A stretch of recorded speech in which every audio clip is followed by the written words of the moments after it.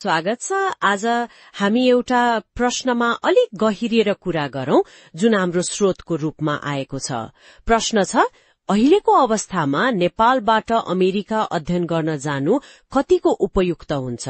यो धेरैको मनमा होला है। एकदम।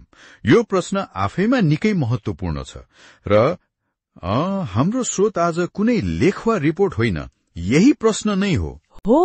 त्यसैले आज हामी यसको सीधा जवाफ खोज्ने भन्दा पनि यो प्रश्न किन महत्वपूर्ण छ, यसले के कुरा समेट्छ अनि यसको जवाफ कसरी खोज्न सकिन्छ भन्नेतिर लागौं। ठीक भन्नुभयो। यो प्रश्नमा दुईटा कुरा छन्। एउटा त उपयुक्तता, यो एकदमै व्यक्तिगत हुन्छ, मतलब कसैको आर्थिक अवस्था, पढाइ, भविष्यको योजना पारिवारिक स्थिति हो। अनि दोस्रो कुरा अहिलेको अवस्थामा यसले केही परिवर्तन भएको संकेत गर्छ। हिजो ठीक लागेको कुरा आज नहुन सक्छ वा उल्टो पनि। साँच्चै त्यही अहिलेको अवस्थाले नै सायद धेरैलाई सोच्न बाध्य बनाएको छ। के होला त यो अवस्था? भिजा नीति अलिक कडा भयो कि? त्यो पनि हुन सक्छ।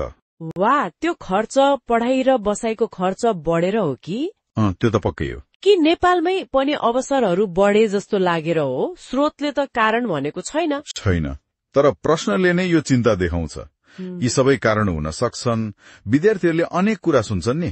कसैले भन्छन् भिसा पाउन गाह्रो भयो, कसैले फेरि खै सजिलै पाए भन्छन्। हो त नि। अनि त्यो ओपीटी मतलब पढाइपछिको कामको अवसर, त्यसको बारेमा पनि कति चर्चा हुन्छ। अनि अर्को ठूलो कुरा लागत। अमेरिकामा पढ्न त महँगो छँदैछ, झन बढेको जस्तो सुनिन्छ। झन बढेको छ। त्यो पैसा तिर्न सक्ने कि नसक्ने, अनि त्यसबाट पछि के फाइदा होला, यो हिसाब किताब निकै जटिल छ। तपाईले लागत र फाइदाको कुरा गर्नुभयो, तर यो उपयुक्ततामा अरू कुरा पनि त आउँछ होला नि, जस्तो कि पढाइको गुणस्तर कस्तो छ, त्यहाँको जीवन शैलीमा घुलमिल हुन सकिन्छ कि सकिन्न, अनि सुरक्षा। निश्चय पनि यो त एउटा पूरा प्याकेज हो। खालि पैसा र भिसा मात्र हेरेर भएन। अमेरिकाको शिक्षा त राम्रो मानिन्छ, विश्वस्तरीय नै भन्छन्, तर आफूले तिरेको पैसा र गरेको त्याग अनुसारको छ त, त्यो पनि सोच्नु पर्यो। अनि आफ्नो व्यक्तित्व, आफ्नो सामाजिक पृष्ठभूमि भएको मान्छेलाई त्यहाँ कतिको सहज होला। हो नि, यो पक्ष पनि महत्वपूर्ण भयो। एकदम। कहिलेकाहीँ यी कुरालाई कम आकिन्छ, तर यिनले अनुभवलाई कि त धेरै राम्रो बनाउँछन् कि त निकै गाह्रो। अनि अर्को एउटा पाटो, पढाइसकेपछिको के त? त्यही काम पाइन्छ कि पाइदैन, वा नेपाल फर्केर त्यसको के महत्व हुन्छ? यो अनिश्चितता, यसले पनि त असर गर्ला नि। एकदम। यो त सायद सबभन्दा धेरै सोचिने विषय होला।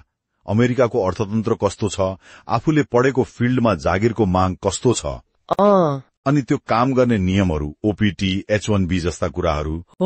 ती सबै कुराले भविष्य कस्तो हुन्छ भन्ने निर्धारण गर्छ। हाम्रो स्रोतमा यी तथ्याङ्क त छैनन्, तर यो प्रश्न सोध्नेले यी कुरा पक्कै सोचेको हुनुपर्छ।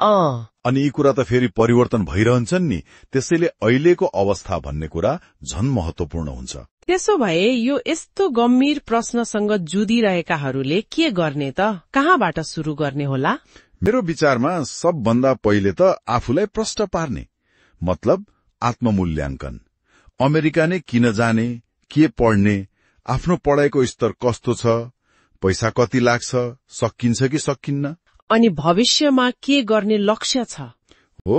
यी प्रश्नको इमानदार जवाब चाहियो। अनि दोस्रो कुरा, राम्रोसँग अनुसन्धान गर्ने, भरपर्दो स्रोतबाट।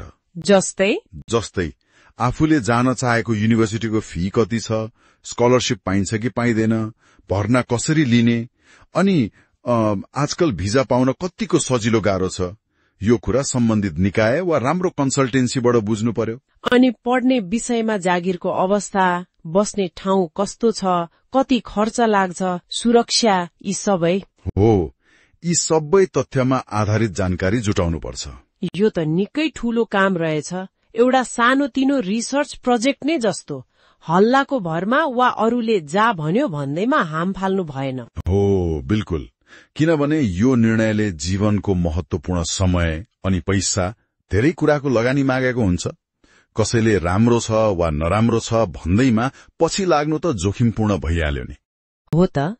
अहिलेको अवस्था के हो भनेर आफैले तथ्यहरू हेरेर बुझ्नु पर्यो, अनि त्यसलाई आफ्नो लक्ष्य र परिस्थिति अनुसार दाज्नु पर्यो।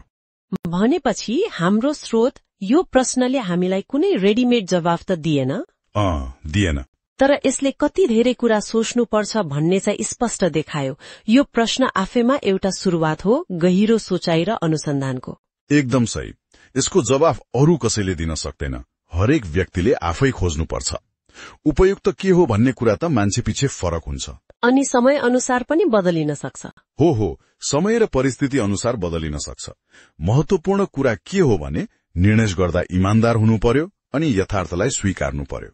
ल त्यसो भए आजको यो छलफललाई यही बिट मारौं, तर एउटा अन्तिम विचार छोडेर जाउँ न त। हामीले बाहिरी कुराहरू त हेर्यौं, भिसा, खर्च, अवसर, तर आफ्नो भित्री कुराहरू नि, जस्तो म कति जोखिम लिन सक्छु, मेरो लागि सफलता भनेको के हो, मेरो आफ्नो मूल्य मान्यता के छ, यी कुरालाई चाहिँ त्यो उपयुक्तताको तराजुमा कसरी तौल्ने होला। सायद यतातिर सोच्नु पनि उत्तिकै जरुरी छ कि